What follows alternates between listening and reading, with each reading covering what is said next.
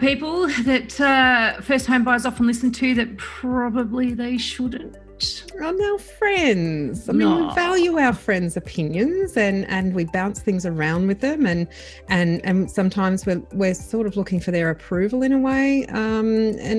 It's almost like you're looking for some confirmation of what you're thinking through other people. And unfortunately, sometimes with friends, it's the blind leading the blind. You sort of want to join the club a bit too. I mean, I certainly noticed that one property purchase does not make an expert. And yet how many times do you hear people saying, oh, but my mate did, they've bought and so they've done really well and I want to be like them, do like them, et cetera, et cetera. But what is actually right for them might not be right for you. And they may have made a heap of mistakes too and just nobody knows, because at the end of it all, we all think, oh, they bought a property, they succeeded, because it feels like that's the big hurdle. Because that's the outcome, not necessarily the goal that was trying to be achieved. Now, where people get it wrong often is that they start negotiating before they've done half of the things that we've already talked about. So important to know so much more, have so much more information before you commence the negotiation process. And so really different depending on whether it's an auction or private treaty. Yeah, and whether you can make a conditional offer or not. And so knowing whether you can and what conditions you should put into the offer. I despair. I tell you what, I don't know, after going through this, because of course you're Brisbane based and I'm Sydney based. There's and of course when I was filming for the show, Location Australia, I got to go everywhere.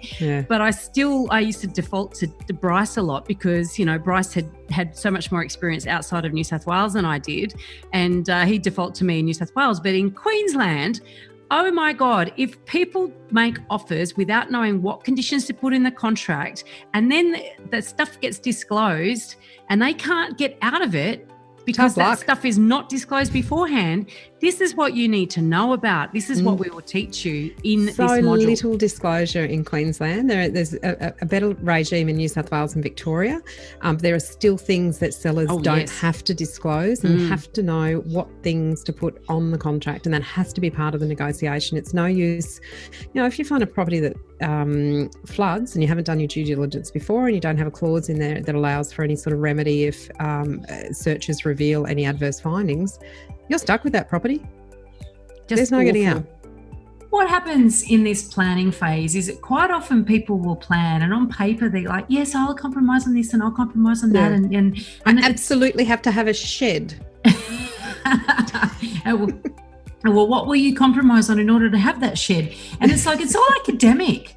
But until you actually start researching and actually getting a reality check in terms of what actually is really out there, what really are the properties selling for, what are the possibilities for my search, then you're not going to effectively plan. You're still in wishful thinking phase. So you've got to get this from your, your deepest desires, but then also think of the future. Because the future is the bit that, so many first home buyers, let's face it, we all understand the massive challenge is getting that deposit. And it's like, some people just want to buy the minute they get enough of a deposit, and they're not actually thinking about how long. Think about it. Yeah. I mean, I know what I did myself when I bought my first property. I certainly wasn't thinking about the future. I moved out after a year, for God's sake. I outgrew it the minute I moved into it.